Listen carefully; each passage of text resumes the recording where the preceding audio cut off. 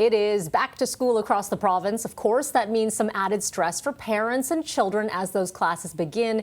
And for families with children that have allergies, it is an added level of uneasiness, let's say. So joining us to dive into this topic is pediatric allergist Dr. Mariam Hanna. Thank you so much for coming in. Thank you for having me. I feel as though this conversation has escalated. You're hearing about more allergies across the spectrum. Is it that we are seeing more of it, or that there's more information about it? I think it's a little bit of both. At this point in time, there's lots of awareness that we've created around food allergies, which is quite important because we have about 500,000 Canadian children across Canada now that have food allergies to deal with. That means 3 out of the class of 30 that are dealing with food allergies to at least one, if not more than one, food. And food allergies represents the most common reason why somebody would have an allergic reaction in children. So really, when we're in back to school mode, there's a lot of awareness about those very kids that are going into classes now being exposed to foods potentially that may cause them a reaction. Let's talk a little bit about the range, because of course there might be irritation, small things like that, but then we go to the opposite end, anaphylaxis, and that's where it's a big conversation. So let's start first off with the children and the families. For a young child, let's say, how important is it to have that self-advocacy, for them to be aware of what they cannot do, and usage of something like an EpiPen? Yeah.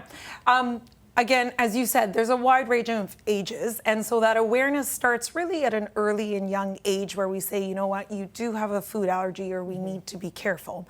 Now, a toddler or an infant can't really absorb too much of that, but as we're entering into the school years, they can learn to say, I am allergic. Does this have the food that I'm allergic to? And that's an important first step.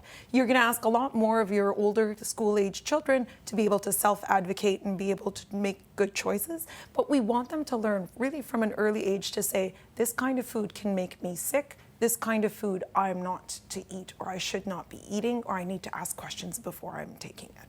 What about for administration at the school? Is there training that is properly done, from your knowledge, for them to, if they have to administer an EpiPen? Is the education there? Is there the connection between the medical world and the educational world where they know exactly what to do? Absolutely. So every school will have an action plan, an anaphylaxis action plan in place for a child that is deemed to be allergic. So if your child is allergic, when you're registering them, the school will ask you to fill out the appropriate paperwork to say, are they allergic? Is this anaphylaxis? Do they need to have an EpiPen with them? And are you providing us with this EpiPen? And you will need to right before you even send them to their first day of school. So many of the children in my practice were scrambling to make sure that their EpiPens were up to date or ready for that back to school space. At schools, they will understand what signs and symptoms they need to look for anaphylaxis, who can administer that EpiPen, and where EpiPens are stored at any point in the day. Because that child may be in the classroom, maybe in the gym, maybe outside in the park playing recess, or at recess, or out on a field trip. And then we need to make sure that their epinephrine auto-injector follows them there as well. How important is the conversation for all students? You know, I have a son who's 9 years old. He's quite aware.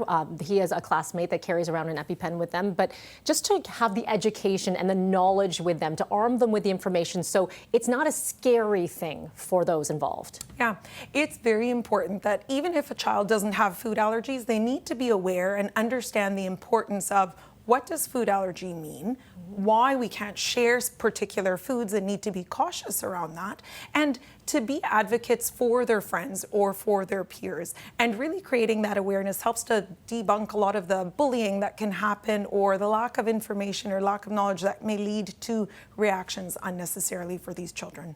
More information, where can people head to?